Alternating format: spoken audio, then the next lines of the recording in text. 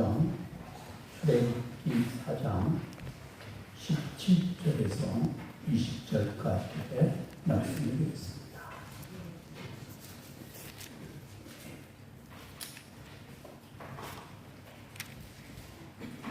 너는 이 지팡이를 손에 잡고 이것으로 이적을 행할지니라. 모세가 그의 장인 이드로에게로 돌아가서 그에게 이르되 내가 애굽에 있는 내 형제들에게로 돌아가서 그들이 아직 살아 있는지 알아보려 하오니 나로 가게 하소서. 이드로가 모세에게 평안히 가라 하니라. 여호와께서 미디안에서 모세에게 이르시되 애굽으로 돌아가라. 내 목숨을 노리던 자가 다 죽었느니라. 모세가 그의 아내와 아들들을 나귀에 태우고 애굽으로 돌아가는 때 모세가 하나님의 지팡이를 손에 잡았더라. 아멘. 살아계신 하나님의 말씀입니다.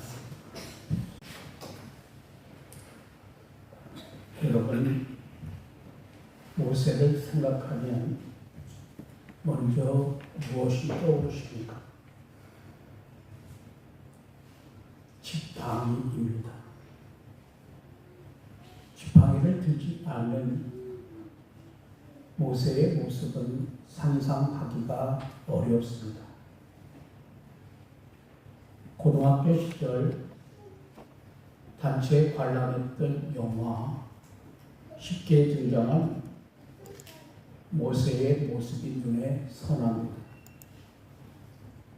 명배우 찰턴 헤스턴이 주인을 맡은 영화입니다. 그때 그가 잡고 있던 지팡이가 아주 인상적이었습니다. 오늘 성경을 보면 모세의 지팡이 이야기가 나옵니다. 흥미로운 것은 모세의 지팡이를 하나님의 지팡이라고 한다는 사실입니다. 하나님은 모세에게 가라고 하는데 모세는 못 간다고 하면서 밀고 당기기를 반복합니다. 그런 와중에 지팡이 이야기가 등장합니다. 모세는 미디안 광야에서 양을 치는 목자로 살고 있습니다. 그의 손에 들려진 지팡이는 그의 비천한 형편과 처지를 나타냅니다. 한마디로 인간의 연약한 모습을 상징합니다. 모세는 자신의 연약함을 너무나 잘 알고 있었기에 하나님께 계속 변명을 늘어놓습니다. 이스라엘 백성이 나를 믿어주지 않을 겁니다. 내 말도 듣지 않을 거예요. 내가 하나님 받느냐? 이스라엘 백성들이 그렇게 할 겁니다. 그러자 하나님이 그에게 뭐라고 말씀하시죠? 여러분, 출애굽기 4장 2절의 말씀에 여호와께서 그에게 이르시되 내 손에 있는 것이 무엇이냐? 그가 이르되 지팡이니이다. 하나님은 모세에게 지팡이를 주목하게 하십니다. 그것은 보잘것없는 마른 막대기에 불과합니다. 모세의 모습 그 자체입니다. 그는 왕궁에서 40년 있을 때는 당대 최고의 학문을 배우고 자신이 꽤 잘난 줄 알았습니다. 그런데 미디안 광야 40년을 통해서는 자신이 아무것도 아닌 하찮은 존재임을 발견하게 됩니다. 그러니까 지금 하나님이 명령하신 출애굽의 대업을 도저히 감당할 수 없다면서 모세가 계속해서 하나님 앞에 거절하고 있는 겁니다. 하나님은 모세가 연약하기에 부르신 겁니다. 자신의 연약함을 알게 되었기에 이제 하나님을 의지하는 믿음으로 모세가 나갈 수 있게 되었습니다. 이런 우스갯소리가 있어요.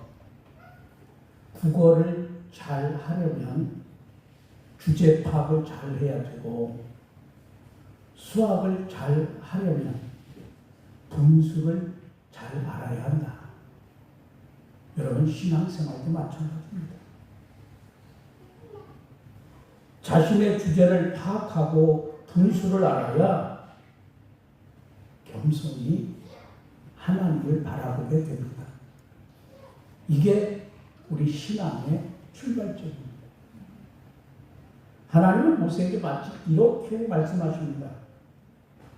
그래, 누가 뭐래? 너는 마른 막대기 지팡이같이 연약한 존재 맞아. 그런데 말이야, 모세야, 내가 있잖아. 전능하신 여호와 하나님 말이야. 그래서 이제 하나님은 모세에게 연약한 자기 자신을 바라보지 말고 하나님만 바라보라고 말씀하십니다. 모세의 지팡이가 이제는 하나님의 지팡이가 될 수 있음을 보여주셨습니다. 하나님의 지팡이가 되면 이제부터는 하나님의 권세와 능력을 힘입을 수 있습니다. 그런데도 모세가 계속 핑계를 대고 거부하니까 그를 설득하고 확신을 주기 위해서 하나님이 여러 가지로 애를 쓰십니다. 모세가 꾸시렁거리니까 두 가지 이적을 보여주시지요. 하나님이 모세에게 너 지금 손에 들고 있는 지팡이 던지라 하니까 지팡이가 뭐가 돼요? 뱀이 됩니다. 모세가 깜짝 놀랐습니다. 그런데 하나님이 다시 이 뱀을 잡으라 하십니다. 모세가 다시 뱀의 꼬리를 잡으니까 지팡이가 됩니다. 정말로 신기하고 놀라운 일입니다. 뱀은 애굽의 우상신과 바로 왕의 권세를 상징합니다. 그 바로 왕의 왕관 위에 붙어 있는 뱀 형상만 봐도 우리가 알 수 있습니다. 그게 아무리 강해도 하나님의 능력으로 제압할 수 있다는 거예요. 또 모세가 손을 품에 넣으라니까 나병이 생깁니다. 여러분, 손이 나병으로 흙게 되었으니 모세가 또 얼마나 놀랐을까요? 그때 하나님이 그 손을 다시 품에 넣으라 해서 다시 모세가 넣었다 빼니까 본래 살로 회복이 됩니다. 나병은 이스라엘 숙박 가운데 고통을 받고 있음을 상징합니다. 하나님이 이 두 가지 이적을 보여주신 후에 모세에게 뭐라고 말씀하시지요? 출애굽기 4장 8절 말씀입니다. 여호와께서 이르시되 만일 그들이 너를 믿지 않으며 그 정 표적을 받지 아니하여도 나중 표적의 표징은 믿으리라. 표적은 이적을 의미하고 표징은 가식적인 증거를 의미합니다. 그러니까 이스라엘 백성에게 가서 두 가지 증거를 보여주면 그들이 모세를 하나님이 보내신 지도자로 인정하게 될 거라고 하는 말씀입니다. 그래도 모세가 머뭇거리니까 어떻게 하시죠? 나일 강물을 조금 떠다가 땅에 부으면 피가 될 것이라고 말씀하십니다. 나일 강은 애굽 사람들이 신으로 숭배하는 강으로 풍요의 원천입니다. 그런데 이게 피로 변하면 그들의 신이 아무것도 아님을 폭로하는 겁니다. 결국 하나님만이 참 유일한 신임을 증거하게 됩니다. 이와 같이 살아계신 전능자 하나님이 모세와 함께 해주신다는 증표로 지팡이를 주십니다. 오늘 출애굽기 4장 17절 말씀이지요. 너는 이 지팡이를 손에 잡고 이것으로 이적을 행할지니라. 물론 이 지팡이는 본래 모세가 들고 있던 것이고 이적을 행했다 해서 전혀 달라진 게 없습니다. 여전히 이 지팡이는 마른 막대기에 불과합니다. 그렇다면 여러분 뭐가 중요합니까? 새롭게 부여된 의미가 중요합니다. 살아가는 청춘 남녀가 있습니다. 남자가 여자에게 반지를 끼워줍니다. 그리고 둘이 결혼을 약속합니다. 나는 당신을 진심으로 사랑합니다. 항상 당신과 함께 할 겁니다. 그러면 여러분 그 반지는 금은방에 있는 똑같은 모양의 반지와는 전혀 다른 겁니다. 사랑하는 애인이 끼워준 반지거든요. 약속이 담긴 반지입니다. 그래서 이 처녀가 그것을 볼 때마다 연인의 약속을 기억하면서 함께한다는 사실을 확신할 수가 있습니다. 모세의 지팡이도 마찬가지입니다. 재질이나 모양이 바뀐 것은 아니지만 이제는 그 의미가 바뀌었습니다. 살아계신 전능자 하나님이 모세의 하나님이 되셔서 항상 모세와 함께 해주십니다.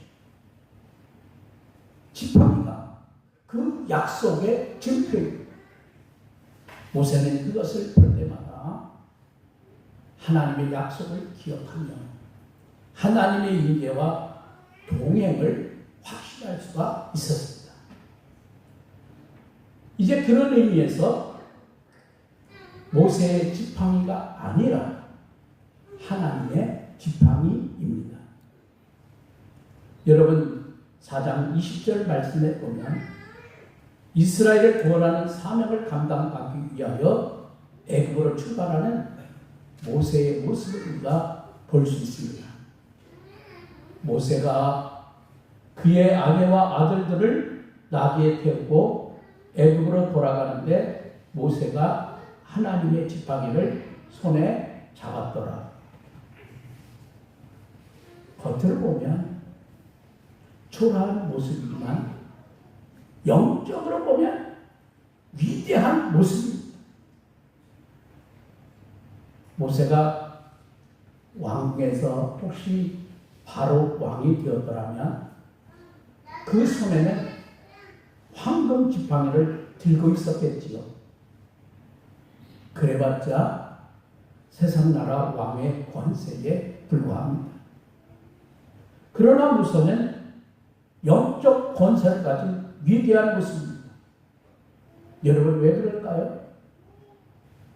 모세 자신은 비록 연약할지라도 그와 함께 하시는 하나님이 위대하시기 때문입니다.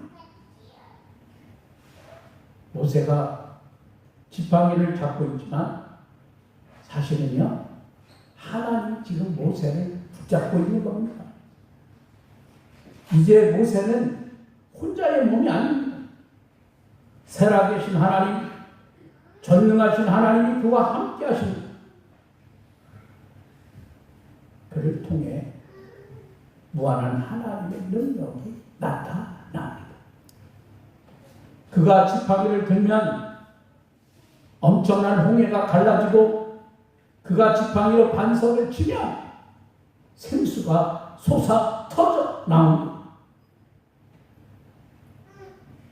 여러분, 우리는 어떨까요? 인간적인 능력과 장점을 얼마나 가지고 계십니까? 그런 것들을 자랑하고 있습니까? 아니면 부족하다고 위축되어 있습니다. 인간은 거기서 거기입니다. 잘나봤자 거기고 못나봤자 거기입니다. 그러므로 나의 말라 삐뚤어진 지팡이가 아니라 우리는 하나님의 지팡이를 꼭 여러분이 붙잡으세요. 그리함으로 험악한 세상을 살지라도 항상 승리하는 여러분 모두가 되십시오. 하나님의 지팡이를 잡은 모세처럼 우리가 전능자 하나님을 굳게 믿으면 우리는 반드시 승리할 수가 있습니다. 우리가 비록 연약하고 부족해도 하나님의 인재를 확신하고 하나님의 능력을 의지하면 우리는 반드시 승리할 수 있습니다. 여러분, 인간이 제 아무리 대단해도 하나님이 없으면 아무것도 아니고요. 인간이 부족해도 하나님이 함께 해주시면 우리는 승리할 수 있음을 여러분 믿으시기를 주의 이름으로 축복합니다. 그렇습니다. 우리가 부족해도 심지어 약점투성이라고 하나님의 손에 붙들리면 얼마든지 우리는 하나님의 위대한 역사를 경험할 수 있어요. 내가 하나님을 꼭 붙잡고 있는 것 같지만 사실은요, 하나님이 나를 지금도 꼭 붙잡고 계십니다. 이사야 41장 10절 말씀입니다. 두려워하지 말라. 내가 너와 함께 하리라. 놀라지 말라. 나는 내 하나님이 됩니다. 내가 너를 굳세게 하리라. 참으로 내가 너를 도와주리라. 참으로 내가 나의 의로운 오른손으로 너를 붙들리라. 아멘. 여러분, 험한 세상 살면서 과연 우리가 무엇으로 승리할 수 있다고 생각하십니까? 내 지팡이가 대단하면 황금 지팡이처럼 좋은 질권이 있으면 될 수 있을까요? 그렇지 않습니다. 모세가 승리한 것은 애굽의 궁궐에 있을 때가 아니었습니다. 오히려 그가 광야에 있을 때 초라했지만 하나님의 지팡이를 잡고 승리할 수가 있었습니다. 오늘 우리도 마찬가지입니다. 세상의 조건들로 우리가 승리하는 게 아닙니다. 나중에 보면 그 모든 게 말라 비틀어진 지팡이임에 우리는 그것에 불과함을 알게 됩니다. 오직 하나님의 인재와 능력을 의지할 때 비로소 승리할 수 있습니다. 그러므로 여러분 모세처럼 여러분이 하나님의 지팡이를 잡고 말씀대로 순종하고 눈물로 기도함으로 하나님의 큰 승리를 경험하는 사랑하는 여러분 모두가 다 되시기를 바랍니다. 기도하겠습니다.